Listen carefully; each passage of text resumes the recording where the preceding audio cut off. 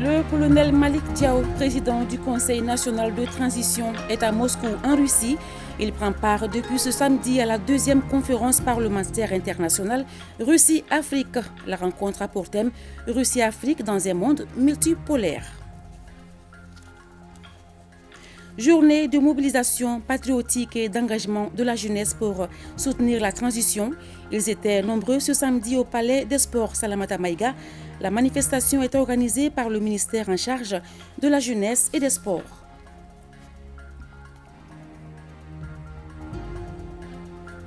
Vulgarisation du projet de nouvelle constitution du Mali. Dans le cadre de la série de reportages que notre rédaction vous propose sur le contenu du document, ce soir, Yaya Konaté situe le contexte et le processus d'élaboration du projet de la loi fondamentale. Merci de rester fidèle à la télévision nationale du Mali. Bonsoir. Une situation calme et complexe à la fois, c'est ainsi que le gouverneur de la région de Mopti a peint l'environnement sécuritaire de sa localité. C'est à la faveur de la conférence des cadres dirigée par le Premier ministre, Dr Choguel Kokala Maïga. Les cadres de Mopti ont exposé au chef du gouvernement les préoccupations des populations. Nous y reviendrons au cours de cette édition. Le président du Conseil national de transition, le colonel Malik Diao, est à Moscou, en Russie. Il a été accueilli à sa descente d'avion par Piotr Tolstoï, vice-président de la Douma. Le président Diao participera à la deuxième conférence parlementaire internationale Russie-Afrique, prévue du 18 au 21 mars 2023. Envoyés spéciaux à Moscou, Garibou, Pérou et Adama Kamara.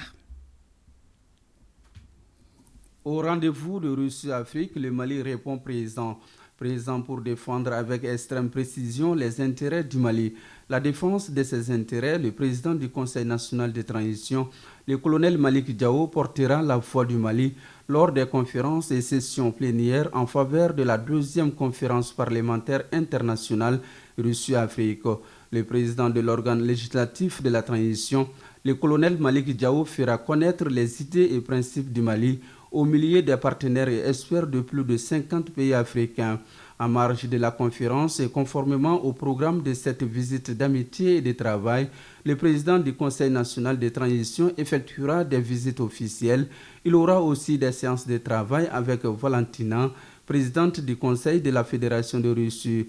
Le colonel Malik Diao procédera à la pose d'une gerbe de fleurs sur la tombe du soldat inconnu en témoignage des relations de coopération entre le Mali et la Russie qui existent depuis les premières heures de l'indépendance dans les domaines de la défense, de la sécurité, de l'économie, du commerce, de la culture et des sciences. Aujourd'hui plus qu'hier, la Russie occupe une place importante en tant que partenaire stratégique du Mali qui a fait le choix de diversifier ses partenaires. Convergence de vues réaffirmée, coopération réactivée, le Mali peut désormais compter sur le soutien de la Russie. La jeunesse malienne décide de soutenir les autorités de la transition. Cette décision a été rendue publique aujourd'hui à l'occasion d'une journée de mobilisation patriotique et citoyenne organisée par le ministère de la Jeunesse et des Sports, chargé de l'instruction civique et de la construction citoyenne. Les jeunes venus de toutes les régions du Mali et de la diaspora ont remis un manifeste au président de la transition, le colonel Assimi Goïta. Le ministre d'État, ministre de l'administration territoriale et de la décentralisation, porte-parole du gouvernement qui représentait le président, a salué cette initiative des jeunes. Colonel Abdoulaye Maïga est au micro de notre reporter Mamari Kone.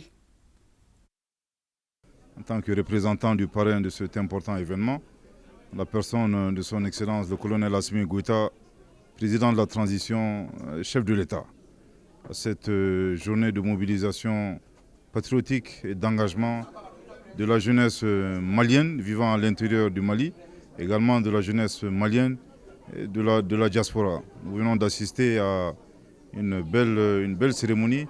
Au-delà de la cérémonie, nous avons bien noté l'engagement très fort de la jeunesse malienne à accompagner la transition. Nous nous souviendrons tous ici que le chef de l'État, lors de sa première sortie à l'endroit de la jeunesse, en précisant très clairement que les missions qui lui ont été confiées ne peuvent être atteintes que grâce à la jeunesse. Et c'est la raison pour laquelle il a très clairement dit, pour le citer, qu'il fait partie de cette jeunesse et que s'il échouait, que le bon Dieu nous en préserve, ce serait l'échec de toute la jeunesse. Depuis le 14 janvier, journée de la mobilisation, la grande mobilisation, nous avons vu le rôle important de la jeunesse. Nous venons également de voir aujourd'hui la même mobilisation, pas de la même d'ampleur différente bien entendu, mais nous notons avec satisfaction que la jeunesse malienne est fortement mobilisée grâce à l'engagement du ministre de la Jeunesse et des Sports, que je voudrais féliciter et saluer ici, au nom du parrain de l'événement, son Excellence, le colonel Assimi Goïta, président de la transition, chef de l'État. Je voudrais également rassurer la jeunesse malienne. Nous avons également noté la présence de certains membres du Conseil national de transition. Nous nous tenons à leur côté. Nous avons besoin de leur mobilisation. Et sans cette mobilisation très forte, il est très clair que le Mali croix dont nous rêvons tous pourrait être une réalité. Mais, comme je dis, à l'issue de cette belle fête, je me réjouis de voir la jeunesse mobilisée et engagée. Et je suis presque sûr, s'il plaît à Dieu, Inch'Allah, Inch'Allah, Inch'Allah, que la mission du chef de l'État sera une réussite pour lui-même, également une réussite pour la jeunesse malienne. Nous reviendrons largement sur cet événement demain dans nos éditions.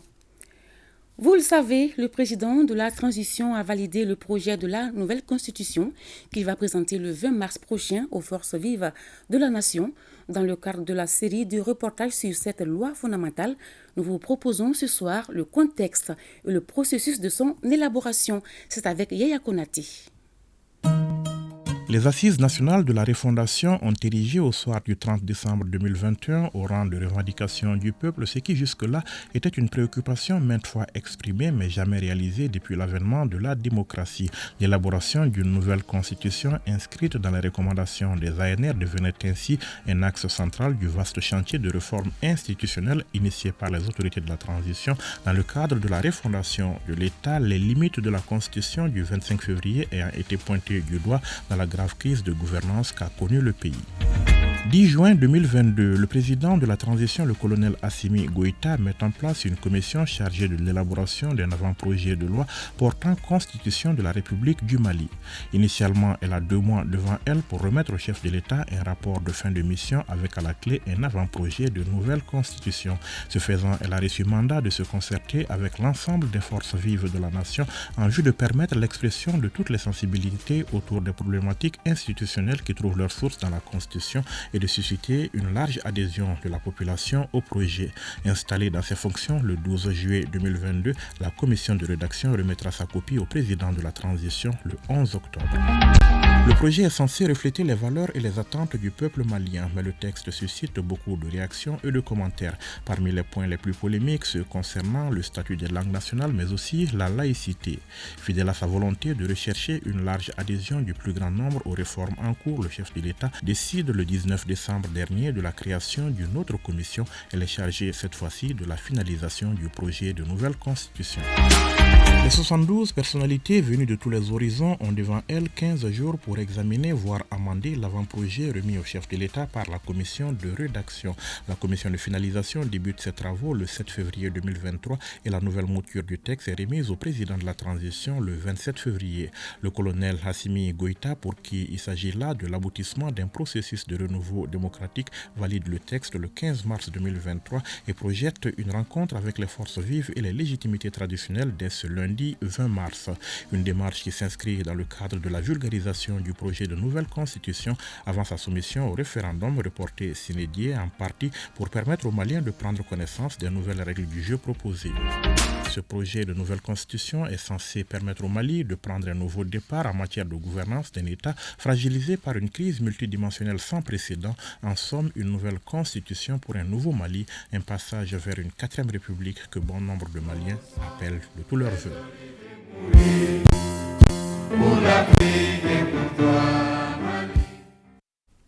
Voilà. Voilà, lundi, le président de la transition présentera le projet de la nouvelle loi fondamentale aux forces vives de la nation.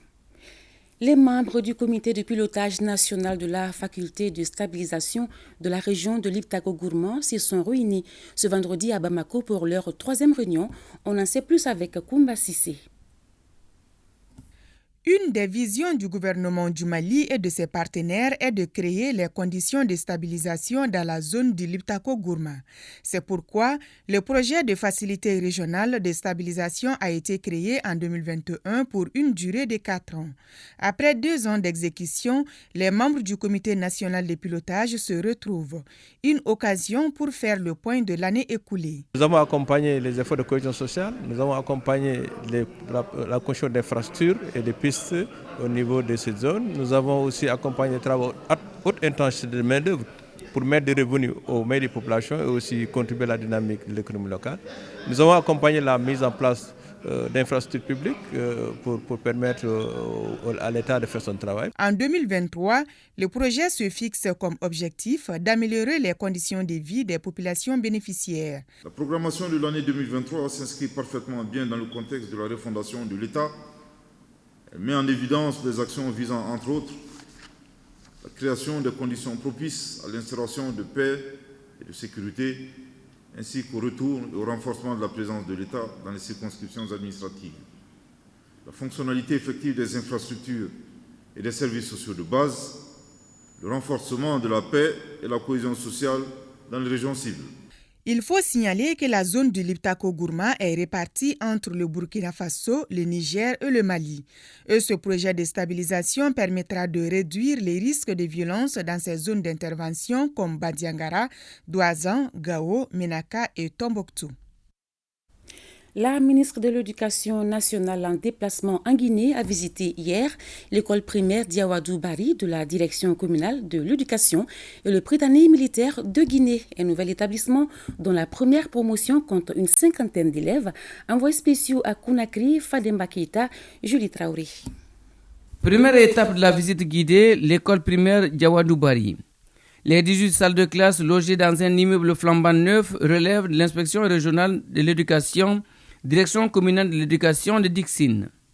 Dans la classe du CP1A, l'effectif est moindre et l'encadreur a une maîtrise parfaite de la classe. Quant au Prytanée militaire de Guinée, nouvelle création située à l'intérieur du camp Alpha Yaya Diallo, il reçoit cette année ses premiers élèves, c'est-à-dire les 5 meilleurs de chaque préfecture. Ils sont une 50aine répartis entre les 2 septièmes. Madame est partie encourager les enfants, les élèves, leur inculquer des conseils. Nous sommes au Prytanée militaire et comme c'est la semaine du mérite, ici ce sont les militants qui sont là, c'est la crème de la crème. On ne peut pas célébrer la cérémonie, la semaine du mérite sans passer au Prytanée militaire. C'est une première expérience ici en République de Guinée. L'ordre du jour s'en réjouit car certains officiers de cette école sont sortis du Prytanée militaire de Kati. Un bel exemple commun à promouvoir. Aujourd'hui, j'ai vécu une expérience qui m'a comblée à plusieurs titres. Voir les enfants de cet âge-là, nous avons visité une classe de CM qui sont dans les conditions optimales pour travailler, dans un établissement bien éclairé, tout neuf, bien équipé et avec des effectifs acceptables. C'est tout ce que nous souhaitons pour nos élèves, que ce soit en Guinée ou que ce soit au Mali. Nous sommes en ce moment dans les murs du Prytanée militaire. La coopération dans ce domaine ne date pas d'aujourd'hui. Et nous avons ici des officiers qui ont été formés au PMK de Kati, au Mali. Et notre souhait est que ces échanges-là continuent. Les 2 pays ont à peu près les mêmes systèmes pédagogiques et d'encadrement. Les innovations pour l'émergence à tous les niveaux de la pyramide éducative prônée par les présidents de la transition de la Guinée et du Mali ont pour but de former des élites et de faire des 2 pays des références dans la sous-région. Le président du Conseil économique, social et culturel, Yacouba Katile, a participé le jeudi 16 mars à Abidjan à la cérémonie d'ouverture de la première session ordinaire du Conseil économique, social, environnemental et culturel de la République sœur de Côte d'Ivoire. La cérémonie a enregistré, outre le Mali, la présence du Burkina Faso, du Bénin, du Maroc, du Niger et de la RDC. Il faut rappeler que le Conseil économique, social et culturel assure le poste honorifique de président d'honneur de l'Union des conseils économiques et sociaux et institutions similaires d'Afrique. Il est également membre du conseil d'administration de l'Association internationale des conseils économiques et sociaux et institutions similaires, dont la présidence en exercice est assurée par la Chambre civique de la Fédération de la Russie. Lancement à Abidjan, en Côte d'Ivoire, de la plateforme Coalition des forces juvéniles pour le renouveau, COFOR, un regroupement qui lutte pour l'implication des jeunes dans les prises de décision. Commentaire, Mohamed Sangari. L'exécution de l'hymne national du Mali et celui de la Côte d'Ivoire, voilà toute la symbolique qui a marqué l'ouverture du lancement de la coalition des forces juvéniles pour le renouveau COFOR à Abidjan, en Côte d'Ivoire. Une plateforme entièrement dévouée pour l'implication des jeunes dans les prises de décision du pays. Le nouveau président de la COFOR a invité l'ensemble de la jeunesse malienne en Côte d'Ivoire à l'union sacrée autour de la République du Mali. La COFOR travaille jour et nuit pour que les populations maliennes, que ce soit jeunes, que ce soit nos mères et nos frères, qui comprennent que le pays ne peut avancer sans qu'on s'inquiète de ce qui se passe, c'est-à-dire de tout ce qui se passe concernant les lois, les décisions prises par nos autorités. Prenant la parole, le représentant du chargé d'affaires de l'ambassade du Mali en Côte d'Ivoire a salué l'initiative et s'est félicité du soutien constant de la plateforme aux actions de la transition malienne. Cette action de cette coalition répond à l'appel du président de la transition, son Excellence le colonel Assimi Goïta, à l'occasion de son adresse à la jeunesse. Je saisis également cette occasion pour inviter nos compatriotes à s'imprégner du projet de la nouvelle constitution en vue de leur adhésion. Rappelons que la cérémonie s'est également déroulée en présence des représentants du Haut Conseil des Maliens établi en Côte d'Ivoire, du Conseil supérieur de la diaspora malienne et du collectif pour le développement du Mali et de la jeunesse ivoirienne. L'armée malienne magnifiée hier au Musée national, c'était au cours d'une exposition photo d'initiative de la DIRPA en collaboration avec la MAP. Et le seul objectif visé est de resserrer davantage le lien autour de notre armée. Reportage Alpha Maïga. Des coups de ciseaux qui marquent le vernissage de l'exposition des photos des forces armées maliennes. Une exposition qui prend tout son sens et son goût, parce que la montée en puissance des forces armées maliennes dans la lutte contre le terrorisme est une réalité. Je suis particulièrement impressionné par la thématique de cette exposition qui retrace l'évolution de notre armée nationale depuis les premières heures de l'indépendance jusqu'à maintenant. Une évolution marquée par des grands hommes que cette armée a connus, mais également des femmes illustres. C'est des images très impressionnantes pour essayer quand même de montrer à la population ce que nous avions eu à faire, montrer un peu notre histoire à notre population. Pour comprendre son présent, il faut d'abord connaître son passé. La galerie exposée est à la dimension des performances acquises sur le théâtre des combats. C'est une manière de nous rapprocher davantage de la population. Et quand la population verra ce que nous faisons au quotidien, elle saura aussi nous accompagner, elle saura nous soutenir. La société malienne est inimaginable sans justement la composante armée. Et d'autre part, les hommes et les femmes qui composent cette armée sont issus de la société. Et donc, ils participent pleinement à la vie culturelle de notre pays. Une centaine de photos inédites des forces armées maliennes. L'initiative est de la DIRPA en collaboration avec l'AMAP. Les forces armées maliennes vous seront présentées sous ces plus beaux jours des actions que la population n'a pas l'occasion de voir tous les jours. Il s'agit de montrer une toute autre facette des forces armées maliennes quand on sait qu'une image vaut 1000 mots.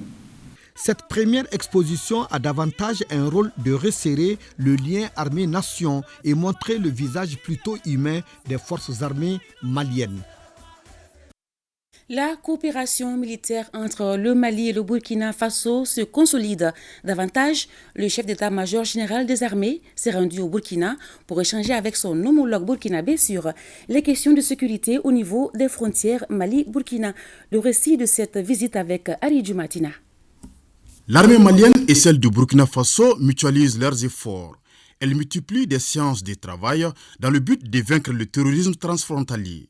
C'est dans cette dynamique que le chef d'état-major général des armées, le général des divisions Oumar Diarra, s'est rendu au Burkina Faso pour peaufiner davantage les stratégies sécuritaires avec son frère d'armes du Faso, le colonel-major David Cabré, chef d'état-major général des armées du pays des hommes intègres. Le premier acte des échanges s'est déroulé dans la salle de conférence du futur département de l'opération dénommé Cap de Goude 2, qui sera mise en place très prochainement. Les officiers militaires burkinabés et maliens ont ainsi saisi l'occasion pour montrer leur détermination à œuvrer sans relâche pour mettre en déroute les groupes armés terroristes en vue de restaurer la quiétude.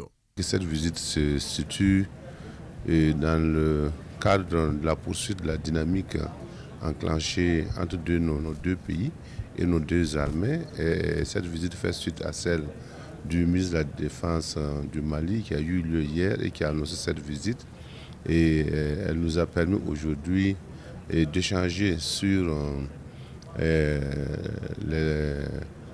concepts des opérations que nous avons réfléchi depuis l'année passée et leur mise en œuvre. Et il s'agira de voir de façon pratique comment nous allons conduire les opérations conjointes le long de nos frontières communes pour éradiquer et neutraliser l'action des terroristes. La lutte contre le terrorisme, les combats dans les derniers retranchements, les combattre jusqu'à ce qu'ils sachent que les États existent vraiment au bénéfice de nos populations. Donc nous partons vraiment très très réconfortés. L'accueil que nous avons reçu ici, les échanges que nous avons eus, et c'est vraiment encourageant. Et nous sommes optimistes. Il n'y a pas d'autre chose, il n'y a pas d'autre solution. Nous allons venir à bout de ces menaces-là. La signature de procès verbal sur le cadre d'échange a aussi marqué les travaux. Les deux personnalités militaires ont également salué la clairvoyance et le leadership de leurs autorités respectives, avant de convenir sur la date du 31 mars prochain comme début de l'opération Cap de Goude 2. La visite de courtoisie chez le ministre burkinabé de la Défense et des anciens combattants a bouclé cette mission du chef d'état-major général des armées. Rentrée annuelle du réseau de l'entreprise en Afrique de l'Ouest, REAO. Une occasion pour les leaders de cette organisation d'ouvrir le débat autour des sujets susceptibles d'amener et d'améliorer l'environnement des affaires en Afrique. Fousseni Tunkara. À travers cette rencontre dînatoire, le REAO Mali se prête à un exercice habituel. Il est nommé Rentrée annuelle du REAO. La rencontre regroupe les chefs d'entreprise, les institutions financières et les pouvoirs publics. Cette rentrée solennelle, c'est la réussite, la sortie de crise d'abord du pays, la contribution de chaque acteur pour apporter sa petite pierre. Donc les préoccupations de tous les citoyens aujourd'hui, c'est cela. Pour lancer le débat entre ces acteurs au développement, l'ancien Premier ministre du Bénin, en sa qualité de conférencier, a fait un exposé où il a prôné l'action collective, indispensable selon lui pour l'épanouissement de l'environnement des affaires en Afrique. Si en Afrique, chaque pays qui fait toujours quelque chose de bien pouvait partager sur son expérience, on verrait assez vite que les bonnes pratiques entre nous permettent de développer de façon endogène le continent. Et donc cet effort de ne pas se diviser et au contraire d'essayer de mettre en commun à la fois nos revendications vis-à-vis des autres pays, les ressources qu'il faut qu'on mobilise, mais les solutions. L'autre aspect favorable aux affaires demeure le financement. Voilà pourquoi l'EREAO a souhaité la présence des institutions financières comme la Banque mondiale. À la Banque mondiale, nous disons souvent qu'il faut changer le narratif du Mali pour en parler positivement. Et nous sommes convaincus que l'EREAO est l'une des clés de ces changements. Pour cela, Je tiens à remercier les partenaires du secteur privé ici présents qui ont un rôle incontournable à jouer dans le développement du Mali. À ce rendez-vous du donner et du recevoir, le Premier ministre en déplacement à l'intérieur était représenté par le ministre de l'économie et des finances. On était vraiment intéressés de savoir comment les Maliens, comment le secteur privé, comment tous les acteurs qui étaient autour de la salle, il fallait qu'on écoute bien quel est leur ressenti et comment ils ont pu faire et leur donner également comment a été l'accompagnement de l'État et comment tout cela a pu se faire jusqu'à la date d'aujourd'hui. Après avoir salué cette chaîne de solidarité formée autour de son organisation, la présidente du REAO invite les acteurs au développement à engager un dialogue constructif et efficace pour faire face aux enjeux économiques. Agriculture. Le produit flonicamide a été testé sur un périmètre maraîcher de la commune rurale de Founia dans la région de Kita. Le constat est que ce produit tue non seulement les jacides, mais aussi d'autres insectes nuisibles. Envoyé spéciaux, Siaka Konate, Toumani Diabaté. Dans la filière ouest de la CMDT basée à Kita, la mise en place du complexe coton, du complexe céréales et de l'urée est à hauteur de souhait. Le taux de mise en place de ces engrais va de 29 à 61%, tandis que 68% des semences sont déjà disponibles. Quant à la mise en place, comparativement aux 3 ou 5 dernières campagnes, on est à un niveau qui n'est jamais égalé sur les 3 dernières campagnes. Notamment en mise en place du complexe, on est en 53%. La mise en place est retenue par là qu'au niveau des producteurs. Donc quant au complexe céréales, donc on est aux environs de 23% et à l'urée, on est autour de 41%. Donc la semence quand même, on est à un niveau assez très satisfaisant, c'est 68%. Dans la commune de Founia, Sébastien exploite un périmètre maraîcher d'1 hectare qui a été attaqué par les jacides. Il a dû semer 3 fois le gombo et 2 fois l'aubergine. Dans les parcelles traitées avec les flonicamides, les plants de gombo, d'aubergine, de choux et d'oignons poussent normalement, alors que les dégâts sont visibles dans la parcelle de piments non traités. Le produit est très bon. Mon périmètre était fortement endommagé par les ravageurs. Mais quand ils ont traité les parcelles de gombo et d'aubergines avec les flonicamides, tous les insectes ravageurs ont été tués. Autre constat, outre les jacides, les flonicamides tuent d'autres insectes nuisibles. Sur le chou, on a remarqué des chenilles. À ce niveau aussi, on a remarqué que le produit a beaucoup joué sur ces chenilles-là. Parce qu'au cours de la deuxième observation, nous avons remarqué des chenilles qui étaient déjà mortes. Il y avait des pucerons également. Donc ça a permis en tout cas de neutraliser en tout cas ces colonies de pucerons aussi qui se trouvaient sur les aubergines. La CMDT et l'IR ont implanté au niveau de la station de recherche d'Intarla et région de Koutchala une parcelle de démonstration pour tester les produits sur le coton et convaincre les sceptiques. Donc on a un dispositif en couple. On a témoin et l'innovation. Témoin, ça c'est là-bas. Ici, ça c'est l'innovation. Donc le produit va être testé sur l'innovation et le témoin sera maintenant une référence. Le résultat de ce test sera disponible avant le démarrage de la campagne cotonnière. C'est donc une délégation qui boucle cette tournée dans 3 filiales, confiante quant à l'efficacité du flonicamide. Nous avons un produit qui peut gérer les jacides. Après plus de 20 jours de traitement, notre produit utilisé a maîtrisé les jacides. Vous avez vu, les plants ont continué à régénérer. Ce qui est encore plus marquant, à 20 mètres, moins de 10 mètres de la partie traitée, les jacides existent là-bas. C'est dire que le produit qu'on a peut gérer les jacides minimum 15 à 20 jours. Les flonicamides sera fourni aux producteurs en quantité suffisante, promettent les responsables de la CMDT. Parlons finances. Le bilan total de la BDMSA en 2022 affiche 2154 milliards de francs CFA contre un peu plus de 1800 milliards en 2021. C'est ce qui ressort des travaux de la 80e session du conseil d'administration du groupe de la Banque de développement du Mali, tenue ce matin. Les détails avec Nhoum Sissoko. En 2022, nonobstant une conjoncture difficile, le groupe BDMSA Banque de développement du Mali a réalisé des performances qualifiées d'historiques. La 80e session du conseil d'administration de l'établissement a consisté à l'examen et à l'adoption des comptes individuels et consolidés arrêtés au 31 décembre 2022. Le produit net bancaire du groupe passe de 74 milliards de francs CFA en 2021 à 86 milliards au cours de la période sous revue. Le total du bilan, quant à lui, affiche en 2022 2154 milliards de francs CFA contre 1824 milliards de francs CFA en 2021.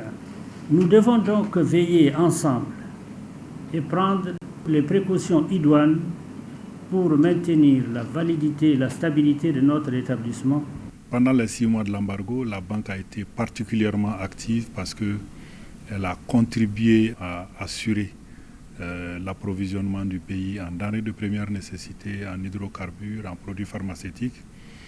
Et elle a assuré le financement de la campagne cotonnière au Mali avec l'appui des autres banques de la place. Les administrateurs ont également planché sur la poursuite de la mise en œuvre de la conformité de la banque avec les dispositions des textes réglementaires et les défis à relever. Nous avons lancé des succursales et que nous allons aussi soutenir davantage. Et 2023, nous allons également accentuer la digitalisation de la banque. Nous avons une vision, c'est de faire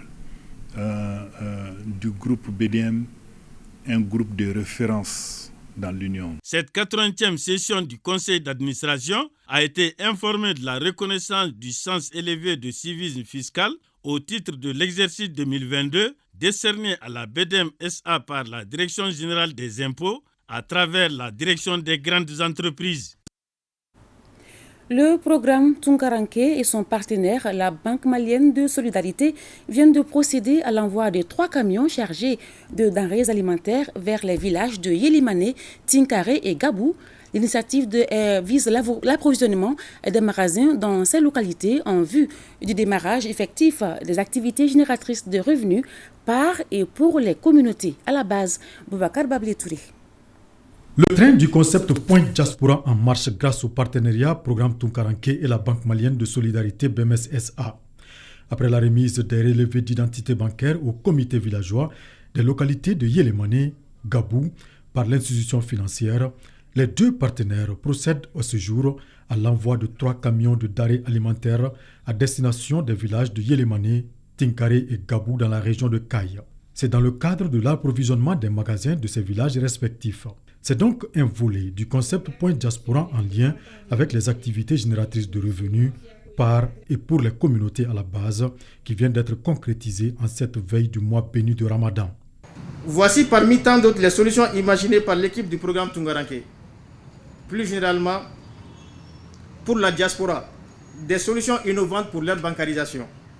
Pour le village, l'installation de comités villageois pour l'animation économique. Pour les banques, faciliter la construction d'une chaîne de valeur au service de la population. Pour les PME, offrir un paquet de services du monde entier. Ce concept du programme Tunkaranke répond parfaitement à l'ambition de la Banque malienne de solidarité de faire de nos villages un creuset des initiatives inclusives et participatives du développement économique et social de nos territoires basées sur les potentialités et les spécificités de chaque région. Cette initiative, une première du genre, s'inscrit en droite ligne des politiques de développement des autorités de la transition qui ont comme priorité les communautés à la base. Cet événement me paraît symbolique à double titre. Il démontre en premier lieu la détermination de la Banque malienne de solidarité et le programme Tunkaranke à coopérer avec les acteurs locaux dans les villages, dans le souci de prévenir, de détecter, de répondre aux menaces de plus en plus croissantes de l'exode rural et de l'immigration clandestine. Et le deuxième symbole est le caractère innovateur de cette initiative qui est véritablement à saluer et à encourager. Cette cérémonie qui consacre le top départ des camions sera suivie très prochainement d'autres actions en faveur du développement des villages d'origine des Maliens de la diaspora. Religion, Présents à Bamako depuis près d'une semaine, les fidèles de l'église Impact Centre Chrétien poursuivent leur croisade spirituelle. Ils ont procédé jeudi et vendredi à la remise de vivres et de vêtements à la population et organisé une foire médicale. Ils ont également prié pour la paix au Mali. Le compte rendu avec Bokari Koulibaly. L'entrée principale du palais des sports Salimata Maïga, une affluence des grands jours. La distribution gratuite de vivres et d'habits à la population en est la cause. C'est un élan de solidarité initié par Impact Sans Frontières, un mouvement d'évangélisation. Notre mission consiste en 3 étapes. La première étape, c'est une campagne de prière pour le Mali. La deuxième étape, c'est ce que vous voyez aujourd'hui. Ce sont des distributions de vêtements et d'aliments. C'est l'amour en action, pas seulement en parole, qu'on essaie de démontrer. Nous sommes très heureux d'avoir reçu ces kits alimentaires. Nous remercions les donateurs pour le geste. Cet acte de bienfaisance nous va droit au cœur.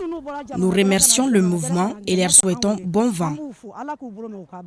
Outre la donation, cette fois-ci des consultations médicales et une remise de médicaments. Pour cela, le mouvement prévoit de toucher 2000 patients avec à la clé 120 agents de santé mobilisés pour la cause.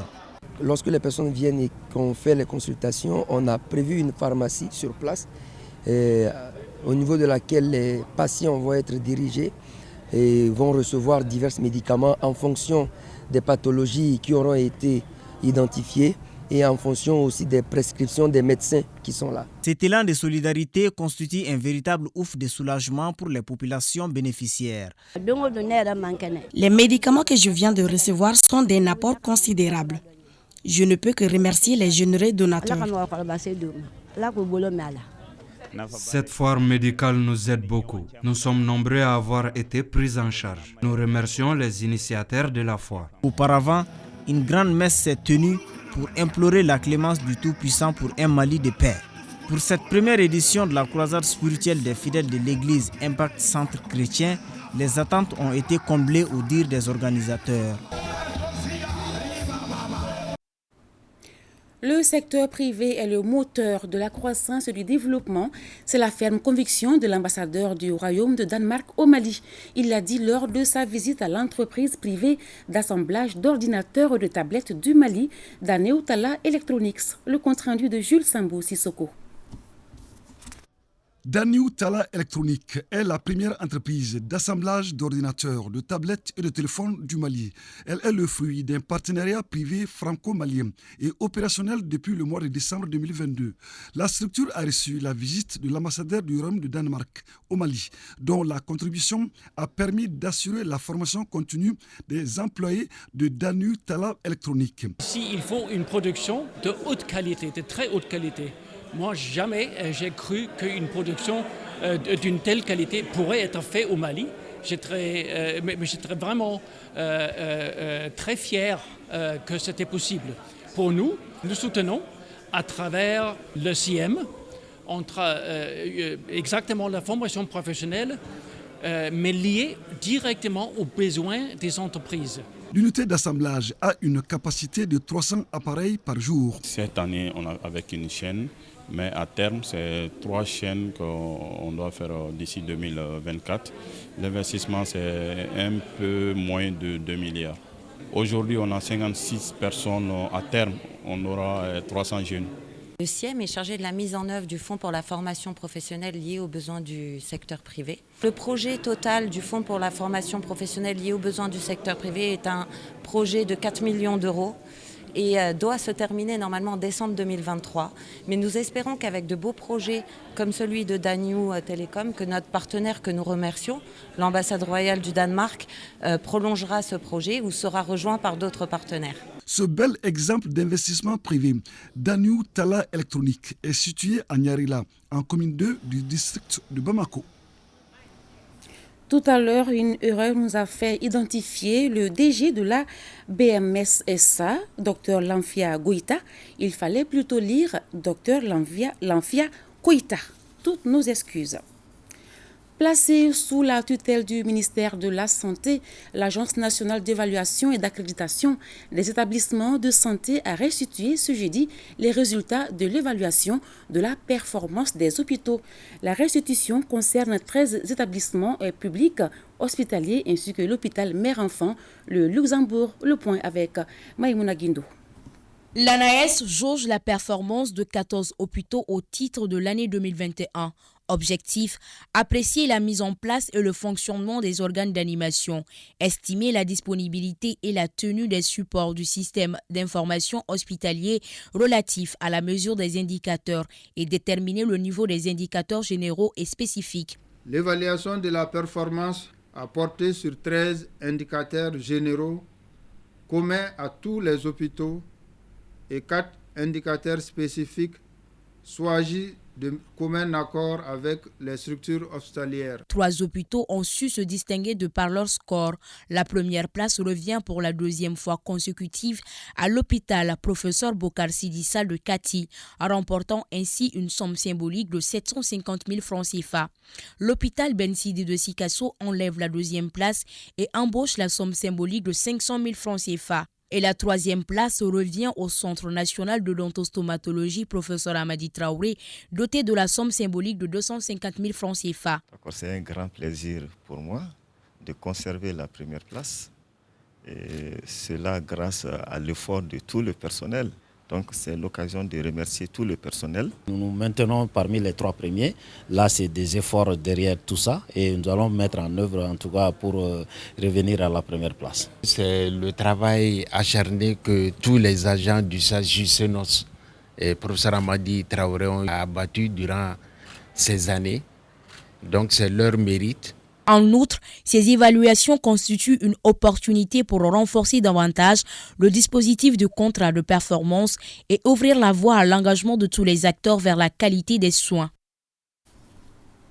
Point Covid.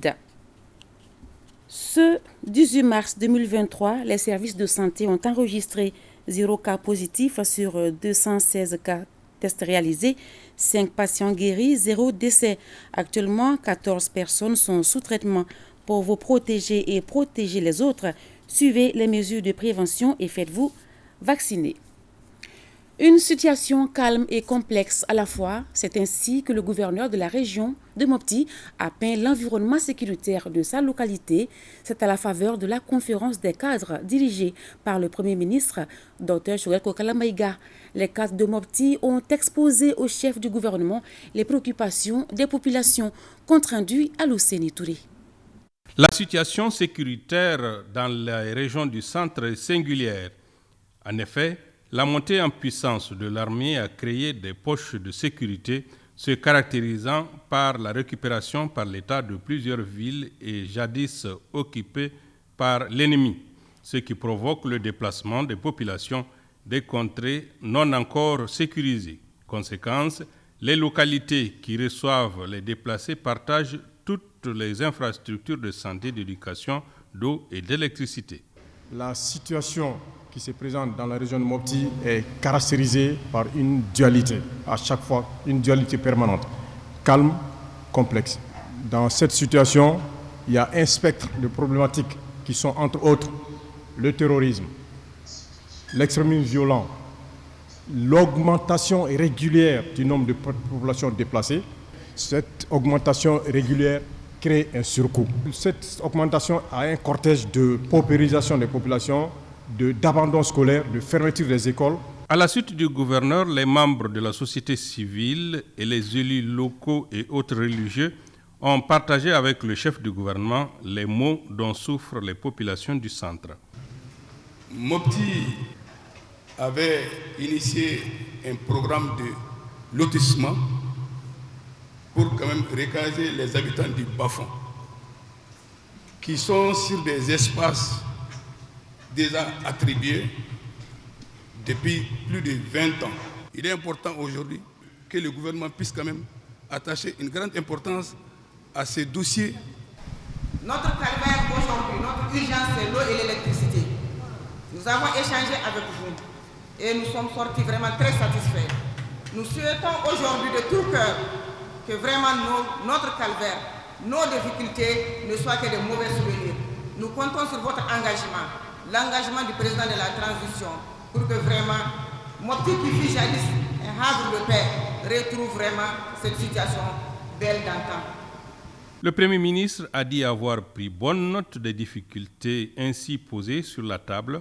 Il a également annoncé les solutions trouvées et celles à venir. Au sortir d'ici, tout ce que vous avez dit sera mentionné, Inch'Allah, dès le mercredi prochain, sera présenté au président de la transition. On fera tout pour tous les Maliens du nord au sud. Et les solutions, je crois, seront apportées tant que faire se peut. Parce qu'il y a beaucoup d'économies qui sont faites que nous orientons exclusivement pour la résolution des problèmes. Le cas de Mopti, vous voyez, le ministre de l'énergie et de l'eau, j'ai tenu à ce qu'il soit là. Il a eu une urgence ce matin, semble-t-il.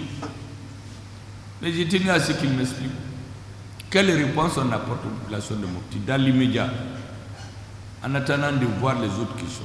Vous savez, il y a 1 ou 2 semaines, j'étais à Gao. Ils ont les mêmes problèmes. Sauf que chez vous, il y a un début de solution pratique. Le ministre de l'énergie et de l'eau m'a dit qu'il y a eu des problèmes d'eau ici à cause d'une panne qu'ils ont eu il y a quelques jours. Mais que depuis lundi, à sa connaissance, cette question est en train d'être résolue. Pour ce qui est de l'électricité, nous avons un besoin exprimé ici par les forces vives. Sur ces besoins en urgence, sur les instructions du président de la transition et les orientations du gouvernement, il semble qu'il faut 8 groupes électrogènes à Mopti tout de suite à l'immédiat. Il y a 2 qui sont arrivés avec notre arrivée ici. Et nous avons chargé le ministre de faire tout ce qu'il peut auprès du ministre des Finances pour que le reste puisse suivre dans les meilleurs délais. Ce sont donc des échanges riches, vifs, mais empreints de vérité qui se sont déroulés dans cette salle du gouvernorat de Mopti. Les Mopticiens ont dans leur ensemble manifesté leur joie de voir le Premier ministre dans leur localité. Ils ont également manifesté leur soutien total à la transition.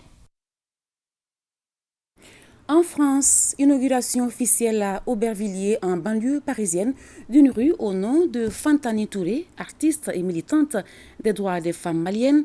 Elle nous a quittés le 3 décembre 2014 à Paris. Envoyé spécial Amadou Koudjou. Depuis cet après-midi du 8 mars 2023, cette rue à Aubervilliers, en Seine-Saint-Denis, porte officiellement le nom de la chanteuse Fantani Touré. Cette rue, à son nom, marquera pour longtemps notre attachement à son héritage. Ce lieu n'a pas été choisi au hasard. Il fait écho à la carrière de Fantani Touré. Une rue à 2 pas du centre des humanités, du campus Condorcet, université des sciences humaines qui est ouverte sur le monde, à l'image de l'immense artiste qu'a été Fantani Touré.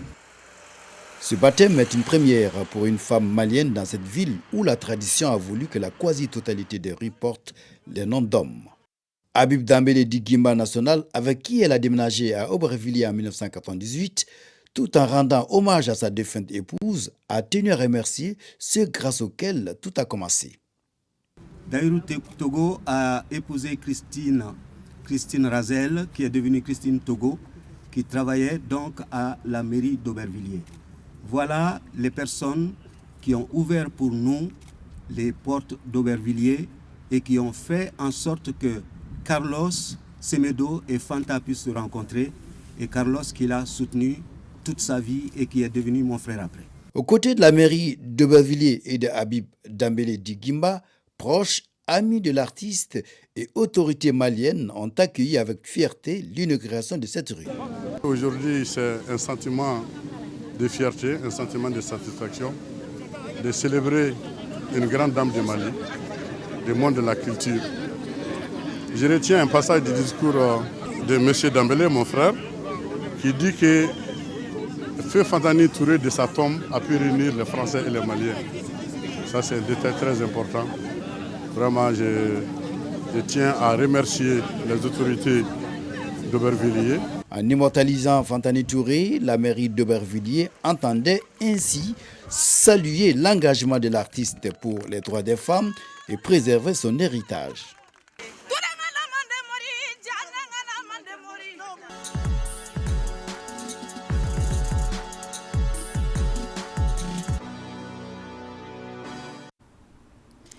Bonsoir Abdul Karim Kaba.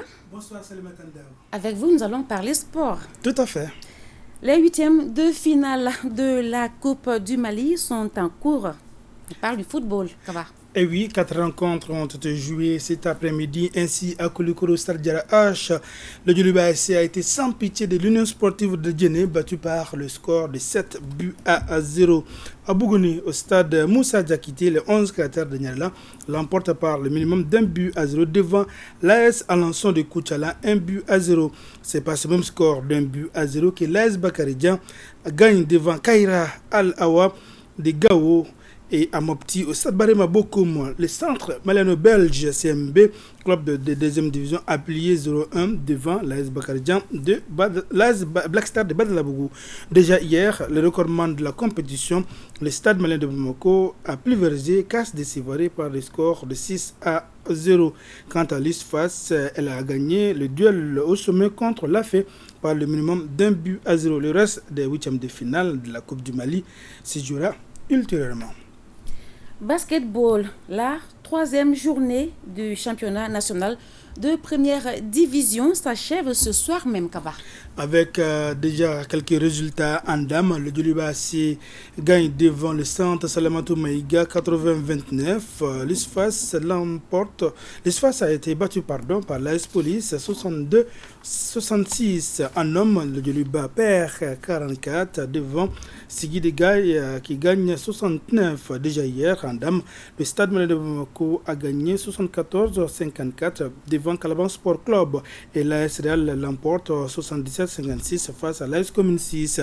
Et toujours en basketball, cette fois-ci sur le plan africain, le Stade Malien de Bamako a effectué cet après-midi sa 4e sortie à la Ligue africaine de basketball BAL. Les Blancs de Bamako ont gagné 84-64 face à Rwanda Energy Group REG.